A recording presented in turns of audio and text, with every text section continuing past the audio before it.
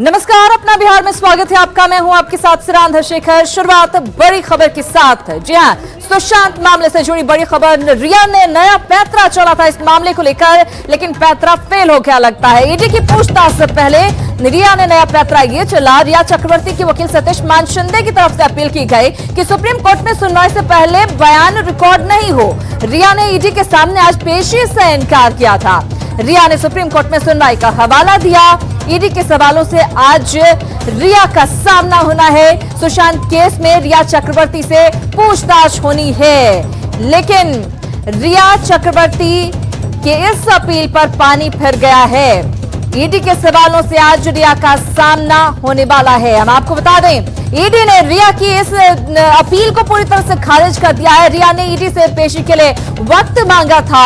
ED ने रिया चक्रवर्ती को पेश होने के लिए कहा है। सुप्रीम कोर्ट में सुनवाई का रिया की तरफ से हवाला दिया गया था। अपील की गई थी कि इस पूछताछ को, इस सवाल जवाब को आगे बढ़ाया जाए जब तक सुप्रीम कोर्ट जो है इस मामले पर फैसला नहीं दे देता है। लेकिन ईडी की तरफ से इस अपील को खारिज कर दिया गया और अब देखना होगा क्या आज सवाल जवाब हो पाता है ईडी का रिया से।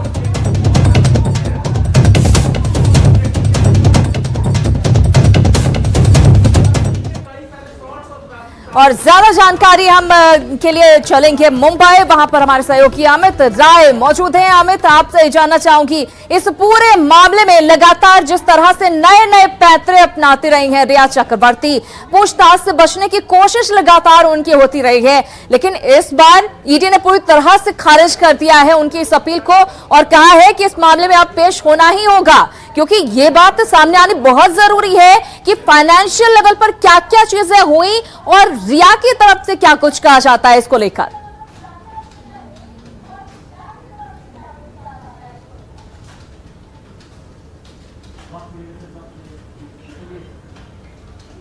अमित, आपको हमारी आवाज मिल रही है?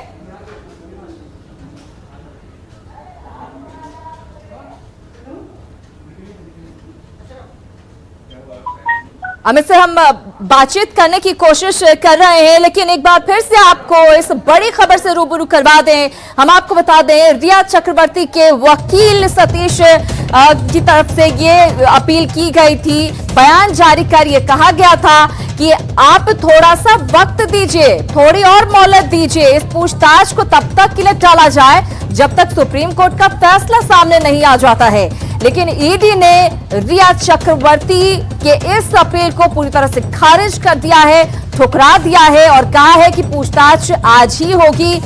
कई सारे सवाल हैं जिनके जवाब मिलने बाकी हैं, जिनका इंतजार किया जा रहा है कि रिया अपनी तरफ से उसे स्पष्ट करें, उसे साफ करें। लेकिन बड़ी बात यही है, रिया चक्रवर्ती का फोन ऑफ बताया जा रहा है। रिया चक्रवर्ती से संपर्क नहीं हो पा रहा है। अब देखना होगा कि रिया चक्रवर्ती के वकील की तरफ से क्या कुछ कहा जाता है, क्योंकि ईडी की तरफ से रिया चक्रवर्ती की अपील पूरी तरह से खारिज कर दी गई है और रिया के इस पैंतरे पर पानी फिर गया है। सवाल जवाब से बचने की एक और कोशिश की गई थी रिया की तरफ से, लेकिन देखना यही होगा कि आज पूछताछ हो पाती है या नहीं हो पाती है। इस पूछताछ के दौरान क्या कुछ होगा। अमित राय मुंबई में मौजूद है, कोशिश करते हैं उनसे बातचीत करने की। अमित, आपसे जानना चाहूंगी, रिया के नए पैंतरे पर पानी फिर गया है।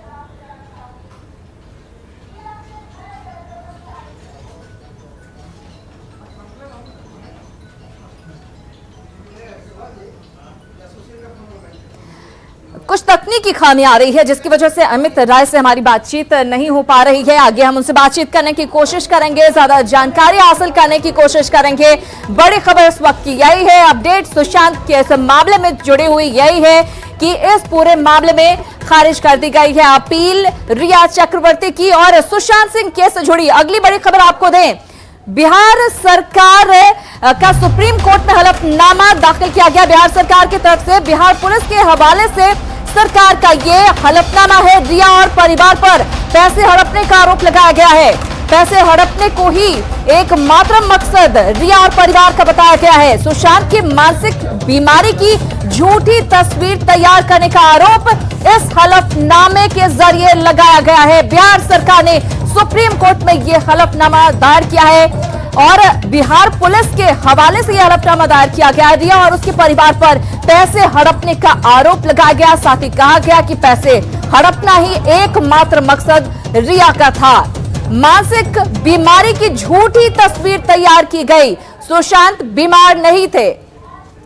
सुशील पांडे हमारे साथ जुड़ गए हैं, उनसे लेंगे ज्यादा जानकारी। सुशील, बिहार सरकार ने बिहार पुलिस के हवाले से हलफनामा दायर किया है सुप्रीम कोर्ट में, और उसमें साफ साफ ये कहा गया है कि झूठी कहानी तैयार की गई कि सुशांत मानसिक तौर पर बीमार थे। क्यों? क्योंकि रिया और परिवार का मकसद था सुशांत की संपत्ति को हड़पना। जी बिल्कुल, देखिए साफ तौर से जो हलफनामा है वो बेहद चौंकाने वाला है। बिहार पुलिस की अभी तक जो जांच थी, उस जांच को लेकर जिस तरह खुलासा बिहार पुलिस ने अपने इस एफिडेविट में किया है वो बेहद चौंकाने वाला है, जिसमें साफ तौर से कहा गया है कि रिया चक्रवर्ती इस पूरे मामले की प्राइम एक्यूज्ड हैं। रिया चक्रवर्ती ने कहीं ना कहीं सुशांत के तमाम जो प्रॉपर्टी है उसको हड़पने की कोशिश की। उसके साथ साथ उसको ओवरडोज जो मेडिसिन है वो भी बहुत ज्यादा मात्रा में देना शुरू कर दिया।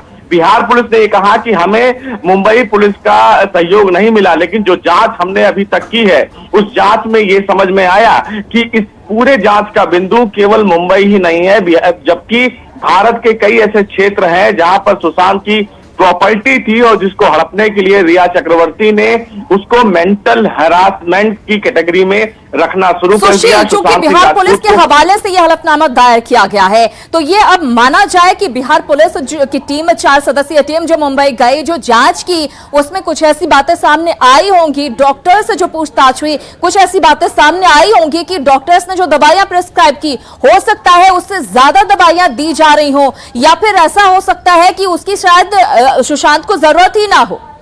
जी बिल्कुल, यही एफिडेविट में उन्होंने शामिल किया है कि रिया चक्रवर्ती ओवरडोज मेडिसिन दे रही थी सुशांत सिंह राजपूत को, जबकि इतनी दवाइयां देने की जरूरत नहीं थी। अपने हलफनामे में साफ तौर से ये भी कहा है कि इस पूरे मामले में जो सेंसिटिविटी है केस का, उस सेंसिटिविटी को देखते हुए इस मामले को सीबीआई को हैंडओवर करना जरूरी था, क्योंकि मुंबई पुलिस, क्योंकि ये इंटर स्टेट लड़ाई है और बिहार सरकार के पास पर्याप्त अधिकार है कि इस मामले में वो एफआईआर दर्ज करे।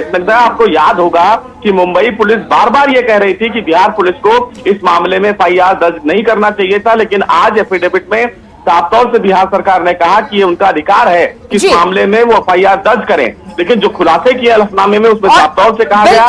बिल्कुल, बहुत धन्यवाद सुशील इस बातचीत और जानकारी के लिए। तो लगातार शायद यही वजह थी कि मुंबई पुलिस की तरफ से बिहार पुलिस को रोका गया। बिहार पुलिस के अधिकारी को एक तरह से कहिए बंधक बना लिया जाता है। बिहार पुलिस को किस तरह से ट्रीट किया गया वहां पर वो हम सब ने देखा, वो किसी से छुपा हुआ नहीं है। लेकिन अब चूंकि सीबीआई के हाथ में ये केस है, तो उम्मीद यही की जा रही है कि जल्द से जल्द इस मामले में खुलासा होने वाला है। हम आपको बता दें कि अब इस पूरे मामले में नजर इस बात पर है कि रिया से पूछताछ क्या आज हो पाती है, क्योंकि ईडी ने रिक्वेस्ट को खारिज कर दिया है। हम आपको बता दें कि इस पूरे मामले में अब क्या कुछ हो रहा है। अब ऐसे में सुशांत सिंह राजपूत की गर्लफ्रेंड रिया चक्रवर्ती की मंशा पर पूरी तरह से पानी फिर गया है। सवाल खड़े हो रहे हैं। सवाल ये कि पहले खुद सीबीआई जांच की मांग की और अब विरोध क्यों? सीबीआई जांच जो शुरू हुई तो ये गैर कानूनी क्यों लग रहा है? ये तमाम सवाल उठ रहे हैं रिया के बिहेवियर को देखते हुए। क्या साजिश छिपाना चाह रही है सुशांत की गर्लफ्रेंड रिया चक्रवर्ती और इसीलिए जांच से लगातार बच रही हैं? और क्या सिर्फ एक दिखावा था जो इंस्टाग्राम पर पोस्ट करके एक कह सकते हैं भावपूर्ण भाव से भरा हुआ एक पोस्ट किया जाता है, सुशांत के प्रति अपना प्रेम दिखाया जाता है और ये लिखा जाता है, गृह मंत्री अमित शाह को ये रिक्वेस्ट करती हैं रिया कि आप प्लीज इस मामले की सीबीआई जांच करवाइए। अब केस सीबीआई के हाथ में है, लेकिन रिया का क्या इस पर रुख है ये हम सब देख रहे हैं।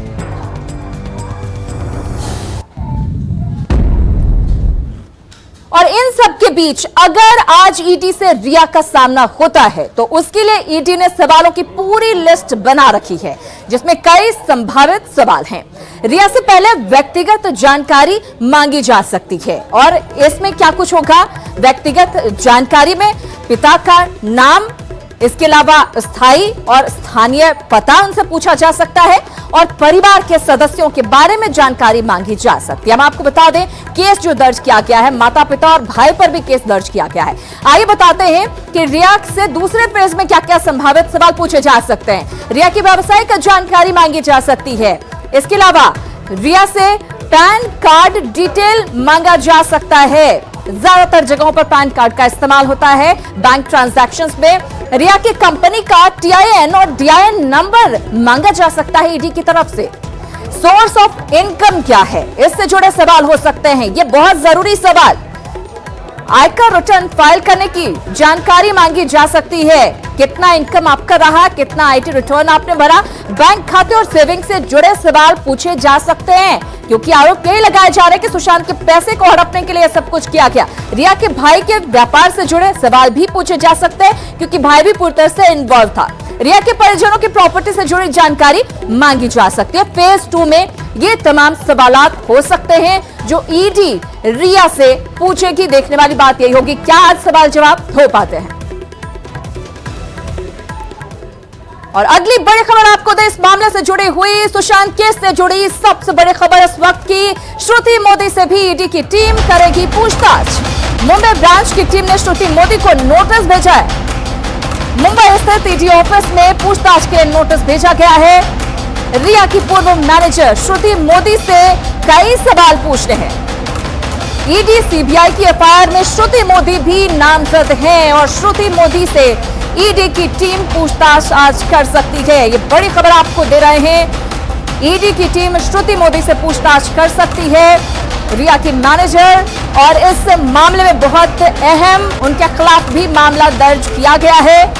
और देखने वाली बात यही होगी कि आज इस पूछताछ में क्या कुछ निकलता है, कब ये पूछताछ होती है। ये बड़ी खबर आपको दे रहे हैं। मुंबई स्थित ईडी ऑफिस में पूछताछ के लिए श्रुति मोदी को भी नोटिस भेजा गया है। रिया की पूर्व मैनेजर श्रुति से कई अहम सवाल पूछे जाने हैं।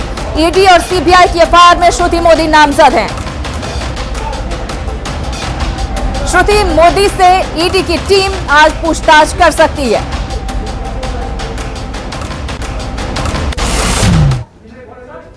और सुशांत सिंह राजपूत की मौत के गुनहगारों के लिए अब बचना मुश्किल ही नहीं, नामुमकिन लग रहा है, क्योंकि सुशांत मौत मामले में CBI ने FIR दर्ज कर बड़े अधिकारियों की स्पेशल टीम का गठन कर दिया है, जो सुशांत की मौत का एक एक सच सामने लेकर आएगी।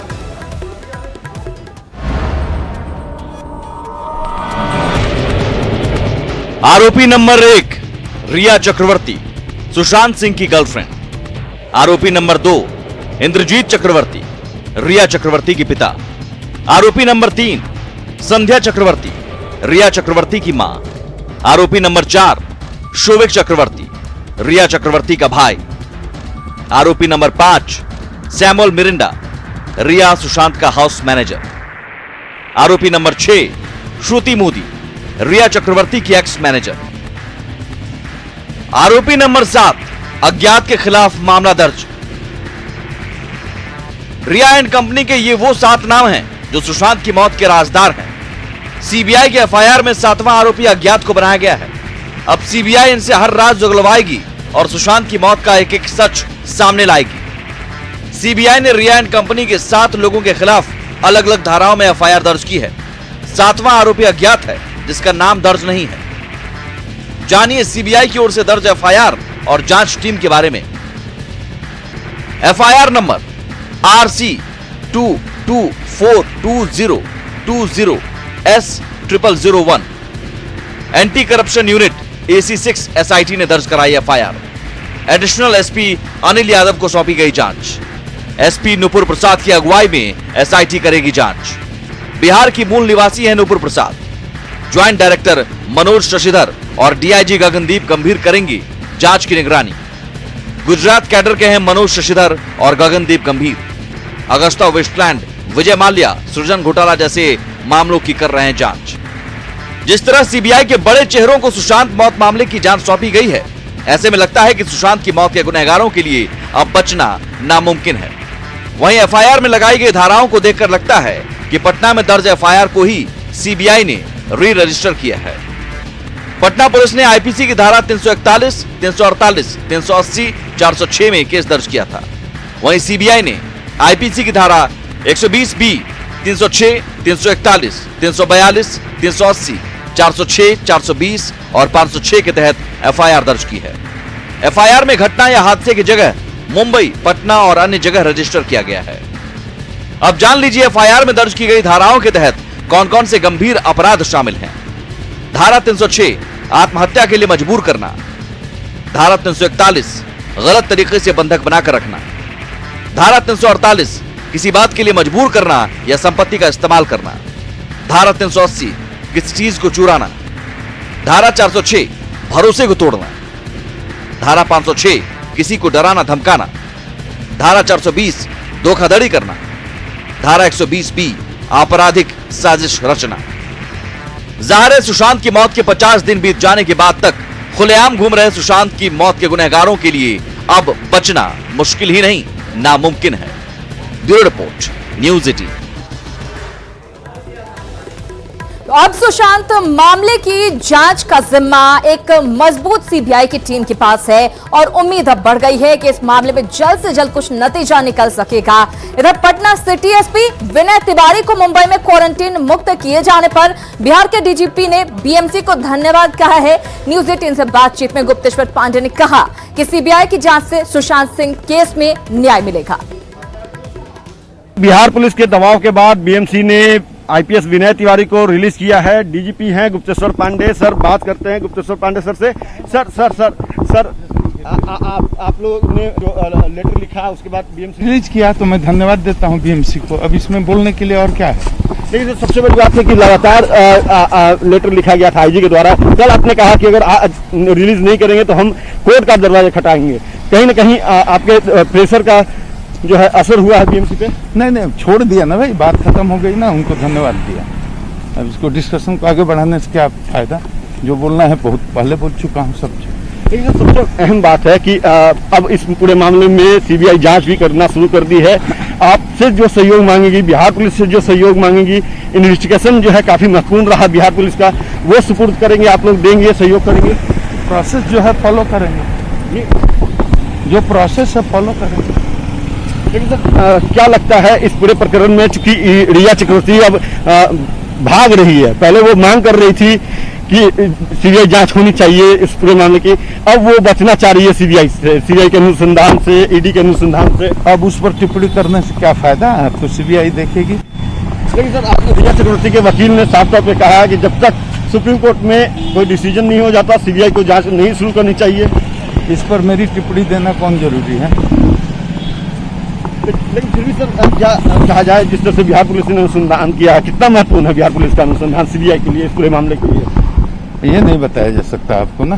ये सही जगह पर, सही समय पर, सही संस्था को, सही व्यक्ति को बताया जाएगा। एक बात सबसे महत्वपूर्ण रही सर, आप इस पूरे प्रकरण में जिस तरह से लगातार फॉलो कर रहे थे, आपका दिशा निर्देश देखने को मिल रहा था, आपने कहा हर हाल में सुशांत को न्याय दिला के रहेंगे, इसके लिए चाहे कुछ भी करना पड़े। कुछ भी करना पड़े। सुशांत तो बिहार का बेटा था, भारत का बेटा था, पूरे देश की जनता यही चाहती है। हम कौन नई बात चाह रहे थे, पूरा देश यही चाहता है, हम भी वही चाह रहे थे। अब उम्मीद बन गई है। क्या लगता है सर सीबीआई न्याय दिला पाएगी सुशांत को? अब हमसे बेकार जबरदस्ती बुलवा रहे हैं। आपने अपने एक इंटरव्यू में न्यूज़ 18 को कहा था कि अब उम्मीद है, आपने ट्वीट भी किया कि अब उम्मीद है कि सीबीआई सुशांत को न्याय दिलाएगी। हमें तो पक्का उम्मीद है और देश को भी उम्मीद है। चलिए, ये डीजीपी बिहार हैं गुप्तेश्वर पांडे, जो बता रहे थे कि रिया चक्रवर्ती मामले में सुशांत सिंह का जो मामला है, उस पूरे मामले में जिस तरह से घटनाक्रम हुई, जिस तरह से आईपीएस विनय तिवारी को बीएमसी ने क्वारंटाइन कर लिया, अब ये बीएमसी को धन्यवाद दे रहे हैं। साथ ही ये भी कर रहे हैं कि इस पूरे मामले में सीबीआई जो है वो सुशांत और उनके परिवार को निश्चित रूप से न्याय दिलाने में कामयाब रहेगी। बिहार पुलिस का अनुसंधान जो है वो सीबीआई के लिए महत्वपूर्ण साबित होगा। कैमरा पर्सन दीपक के साथ अमित कुमार, न्यूज़ 18 पटना। तो सभी को अब उम्मीद है कि सीबीआई के हाथ में ये केस जाने के बाद इस मामले पर से जल्द पर्दा उठ सकेगा कि आखिर सुशांत की मौत की वजह क्या रही। चलिए, इसी के साथ इस बुलेटिन में फिलहाल इतना ही, लेकिन न्यूज़ 18 बिहार झारखंड पर खबरों का सिलसिला लगातार जारी।